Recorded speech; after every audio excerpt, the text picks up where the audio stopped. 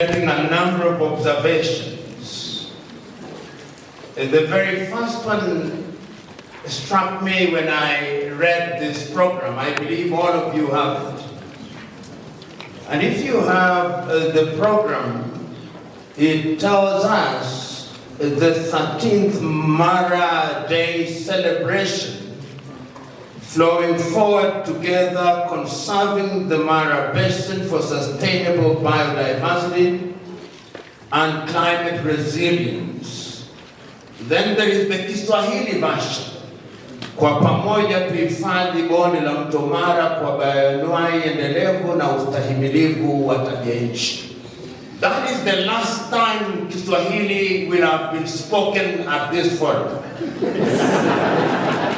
My wish is that in the next interaction that I say this seriously, we conduct such conferences in the Kiswahili language.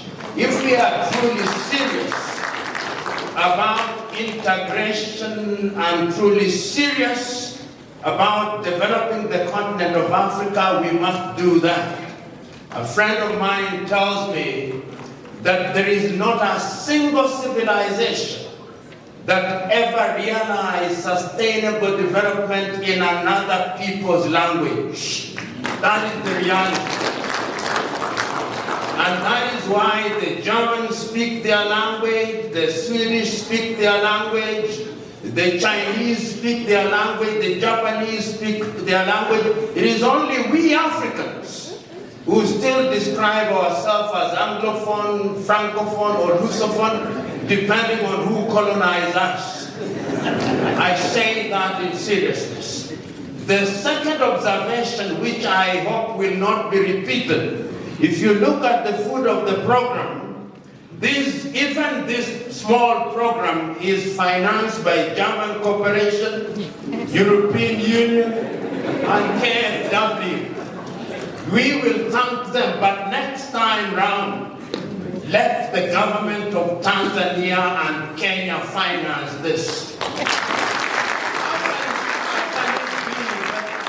in such little things, we Africans must be financed. Little things. Now I can make my check.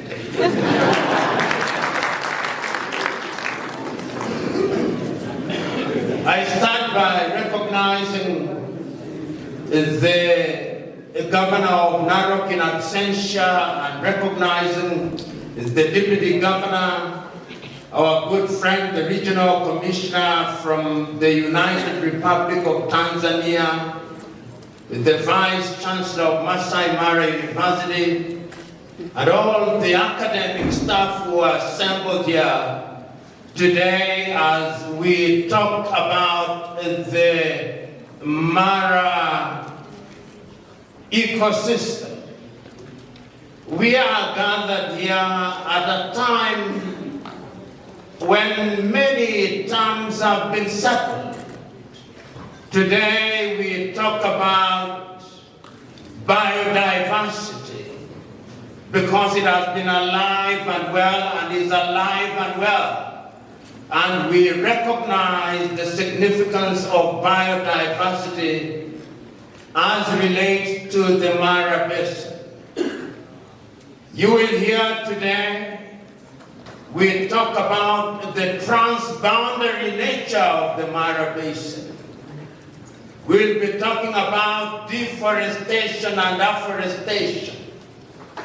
We'll be talking about the issue of sedimentation. We'll be talking about issues relating to water. All these terms are now settled. But there was a time when we assumed that the river would renew itself. There was a time when we assumed that the environment was self-sustaining. There was a time when we assumed that nothing would harm the environment, but today we know better.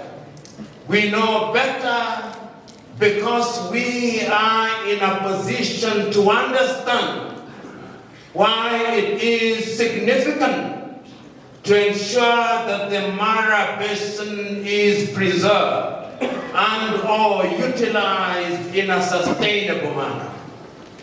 Today, we are assembled here and we recognize that human activity, if left uncontrolled, can impact negatively on the Mara ecosystem. Today, we recognize that we share this very important resource with animals whose role in our economies are critical. Today, we recognize that how we deal with our rivers is an important thing, and that is why we are assembled here today. When therefore we meet this morning and for the next 2 days to interrogate in a scientific manner some of the issues that are relevant to this particular theme, we are reminding ourselves of the significance of conservation. But let us ask ourselves certain very basic questions. Why should we conserve?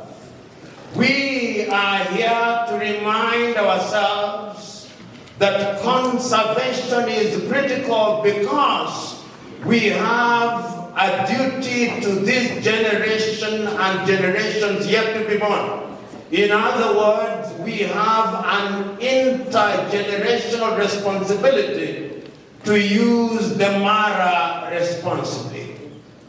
We also are aware that the Mara Basin is an ecosystem which must be understood in its totality, and that it is critical, number one, that we appreciate that ecosystem, and number two, that we conduct ourselves in a manner that will sustain that ecosystem. We also are aware that this is an area which enjoys biodiversity, and that the preservation and the protection of that biodiversity is critical, because the Mara ecosystem, if you permit me, is a critical area in the economy of the areas that it transverses. It happens that this system spans over 2 countries, namely Kenya and the United Republic of Tanzania, which brings me to a critical question. Each of these countries, of course, under what some of you will be familiar with, the Hammond's Doctrine, have the right to claim that we can use our waters in whichever way we desire. But we know better that because this is a transboundary resource, it is critical for Tanzania and Kenya to collaborate. Indeed, it is for that very reason that the 2 countries are very heavily represented in this forum. But even beyond the United Republic of Tanzania and Kenya, the entire East African region have an interest, because the Mara is, in a manner of speaking, the lungs of this region. And if we recognize that reality, this conference must therefore address itself to critical issues. How do we deal with issues that are relevant to the protection of the ecosystem and are relevant to the protection of the biodiversity at a time when we are talking about development? And let us ask ourselves, what is development? I remember in 1966, 1967 indeed, not 66, after Tanzania had just brought forth the Arusha Declaration. The then president of Tanzania, Mwalimu Kambarage Nyerere, was interviewed about the thing called development. And this is what he said, that you know, sometimes when we define development, we think that development is the construction of roads. We think that development is the construction of infrastructure. And we think that development are things which are brought upon us by the interactions of the 20th century. But that is not development in its totality. Development is about developing the human being and how the human being interacts with its environment. And that is the definition that I want us to adopt. How do we interact with our development? How do we interact with our environment? We who are citizens of the United Republic of Tanzania, we who are the citizens of Kenya in the Mara Basin. When I'm a farmer and I am using my land, do I ever ask the question, what kind of pesticides am I using? Or what concerns me is the yield that I'll get at the end of it. But if we were to ask ourselves that very foundational and yet fundamental question, governments would legislate to ensure that pesticides that are used in that basin are friendly to the waters that flow in the Mara River. Why would that be important? Because it has several implications. It has health implications. It has implications on the health of the Mara River itself. It has implications on the quality of the soil in the Mara Basin. And this, in my submission, are some of the things that are going to be very critical as you scientists interrogate matters that are germane to the entire discourse of the Mara Basin. Another thing that we must ask ourselves, how do we ensure that those who live along the Mara Basin consume the knowledge that we have? You know, when we are assembled here, and when you break out, you'll be submitting papers. You'll be transmitting knowledge, some of which will sound esoteric to the consumers and the residents of the Mara River. How will you break down to the Maasai and those who are inhabitants of the Mara region? What word in Ma defines biodiversity? Do you have one? When you talk about the ecosystem, which word will you use in the streets of Narok so that your interaction here is not simply an assembly of people who are engaged in scientific discourse at an ivory tower? How are you going to break it down in capsules that can't be consumed? Because this is what science is all about. Science is about interrogating knowledge in a manner that can then be cascaded to the consumers in a manner that will change the quality of their lives. There was a time when a particular politician, he came from this part of the world, in justifying cutting down of the Mau forest, when he was told that, you know, it is because of the Mau forest that we have rain. He said, no, rain does not come from the forest, rain comes from the skies. I am quite certain, and there is no shortage of politicians in this assembly. When they are here, they'll speak like us, but when they go to their constituents, they'll say just about what I'm saying. We are here to remind them, the politicians, that they have a duty to break down the scientific information that we have here and to tell them that for the Mara Basin to survive, we must also conserve the forests. And when we are conserving those forests, we are conserving them because we know of the interconnectedness of nature, and that it is therefore our responsibility to ensure that forests are properly conserved, and where there has been deforestation, there will be deliberate effort to reforest those areas. I also know that we live in an area where we think industrialization is critical, and nobody is quarreling with industrialization. But how are we industrializing? Where do we ensure that the effluent from our industries go to? Do they go into the river? And when they go into the river, how do they affect us? How do they affect that ecosystem? How do they harm the entire biodiversity in the Mara Basin? These are critical issues that I am asking you who are here, who are scientists, to interrogate, because the time is now to give practical meaning to the knowledge that we will be sharing in this forum. A critical thing that we must also ask ourselves, particularly those of us who are in the East African region, and I know that the East African community through the Lake Victoria Basin Commission is engaged with this issue on a daily basis. We must remember that the Mara Basin must not be seen in isolation.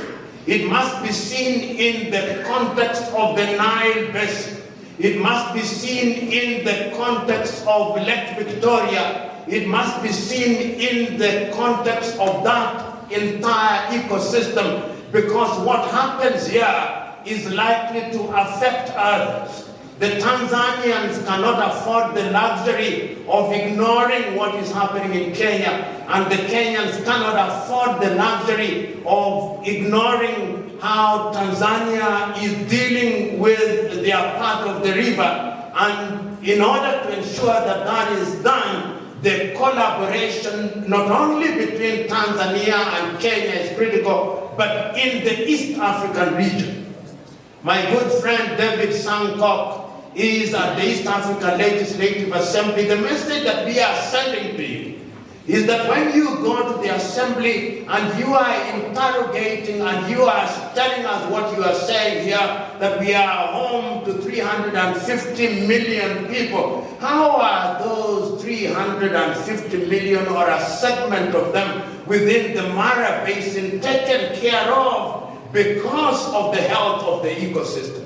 How are they taken care of because of the biodiversity of the Mara system?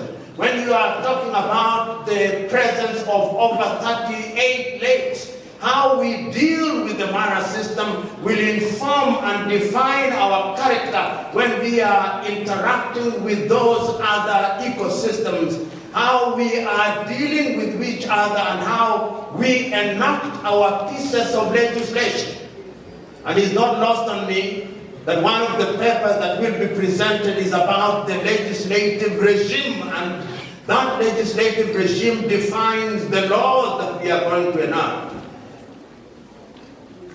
Africa is famous, or is it infamous, for enacting laws that we honor and breach. There is no shortage of good laws in Africa. We have them. But what we do about those laws is to disobey them. But nature is very unforgiving. Nature is unforgiving. And I remember at one time the late Professor Wangari Maathai said that we must always remember that when we interact with nature, nature requires of us that we must behave towards her responsibly. Because what we do today in a careless manner and in a selfish manner, when we relate to nature, will harm not only this generation, but generations yet to be born. It is therefore critical that when we are enacting legislation in Kenya and in Tanzania, there is interaction, and I want to believe that the East African Legislative Assembly does indeed provide the forum which could be a melting pot so that we are able to enact legislation that is relevant and which will ensure that we preserve and conserve the ecosystem and the biodiversity which makes the Mara Basin to be a rich basin. When you talk to the governor of Narok, and in his absence I've had the occasion to talk to his deputy here, he proudly tells me, and I agree with him, that they benefit in a big way from the Mara Basin. They collect money in the billions because the biodiversity is alive and well. Because the wildebeests and the zebras still migrate from the Mara through to the Serengeti. And I want to believe that if I were to have a conversation with the regional commissioner, he would also tell me that the Serengeti is now receiving more visitors because of the Mara Basin. But do we ever stop for a minute to imagine, and I want you to imagine that scenario, to imagine when in our selfishness we have cleared all the forests, and if we are left unchecked, we will. When in our selfishness we have erected all these industries along the river, and all the effluent will have gone into the river, do we ever imagine? Do we ever imagine that when we have used the land for agriculture and used all the pesticides and all our soils are exhausted and through leaching, all that is found in the river, do you ever imagine that the wildebeest that we talk about as a wonder of the world would actually disappear? Do you ever imagine? If you allow yourself a moment to have that imagination, it would underscore and underline at once why this gathering is critical. This gathering is not just an annual jamboree at which we come and deliver papers and for academics lengthen our curriculum vitae. No, it is not. This is a conference at which we are sharing knowledge in the understanding that that knowledge is going to be critical and is going to be transmitted to those who are citizens around the Mara Basin, to send them the information that how you deal with your forest is important, even if you have a land title that says that that is your land. You have a duty to your neighbor, and your neighbor in this regard is anybody who uses the Mara waters directly or indirectly, and it includes the wildebeest and the zebras. It is a message to those who are intending to plant or to erect industries along the basin, to tell them that when you are doing your industry, it is critical that we have an idea of how we are going to protect the environment, that they must be told. It is a message to NEMA in Kenya that their role is not just a perfunctory role where they give certificates without proper examination, that they have a duty to this generation and generations yet to be born. It is a statement to those who are using their soil to know that the soil health is also critical to the life of the Mara. It is also a message to the greedy individuals who think that when they want to make furniture, they must cut down trees, that the runoff that leads to sedimentation of the Mara is not good, both for human beings and for animals. It is a message to all of us that this biodiversity is a lifeblood for all types of animals, and all these animals are important. If you think that you human beings were the only important things in the world, the day that the bees disappear from the world, you know that there is nothing that you can do. That is when you know that your life depends on a butterfly and on a bee. These are the things that we must ask ourselves in an assembly such as this. And I'm acutely aware that when you break out, you are going to give practical meaning to words which hitherto have been treated as technical words.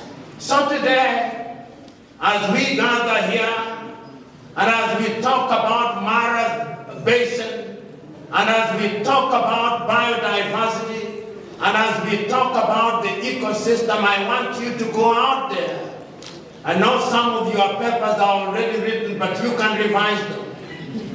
Make sure that you have a practical definition of what ecosystem is. So that if you are Maasai, have a name for ecosystem. If you are a Kamba, have a name for ecosystem, because the people want to hear that there was a meeting in Maasai Mara University and the ecosystem means this. And me, the Maasai herdsman, when I'm grazing my cows, I can harm the ecosystem in this way. I want you that when you are delivering your papers, have a word for biodiversity. A word that will be capable of being understood in the streets of Narok, in Bomet, in Loliondo, in Tanzania. I know that the Tanzanians are making every effort to talk about things like tabia nchi. It's a good effort in order to make people relate with what is happening. I want you to break down those words. I want you to make and give practical meaning to forestation. In Kenya and in many African countries, we are fond of drama. We dramatize, and I hope that Madam Professor Vice Chancellor, the trees we planted will survive. I've gone to many places where we plant trees, and that is the day they begin to die. I am suggesting to us that when we are doing these things, they must be done seriously, because it is in our seriousness that we are making a commitment that even a single tree that is planted is the beginning of the planting of the 30 billion trees that we are talking about. And I'm suggesting that even when we are planting those trees, we must begin to give pride of place to indigenous trees, because God was not unwise in choosing that some trees would grow in Africa and others would grow in Europe. And yet now we have been persuaded that the trees that grow in Europe are the ones that must grow in Africa. We must change our thinking and give practical meaning to things that are sustainable within our environment. I hope that when you are talking to small farmers along the Mara Basin, you are going to be able to persuade them that how they use land is critical to how the Mara behaves. All these things we say because, ladies and gentlemen, we realize that the interaction between nature and man is very critical. It's critical because, in a manner of speaking, is the lifeblood and the interdependentness and the interconnectedness of our life, not only just by survival, but through its quality, is dependent upon all these gifts that nature has given us. Climate change. Today, when you go to many meetings, a conversation is not concluded without talking about climate change. There was a time when we thought climate change was something that was alien to us. Today we know better. You go to a place where there was no rain, the rains come as if they were sent by the devil himself. And when you begin to plant and you think that your crops are going to do well, they disappear without a whimper. And we now know why. Because there has been climate change. The system that we had, the calendar that we had that told us that we plant in February and harvest in June, it is no longer the same. Can we relate that to what is happening in the Mara and other parts of the world? Climate change is now a reality. And it is only sending us one message, that if we continue to engage in our irresponsible and selfish behavior,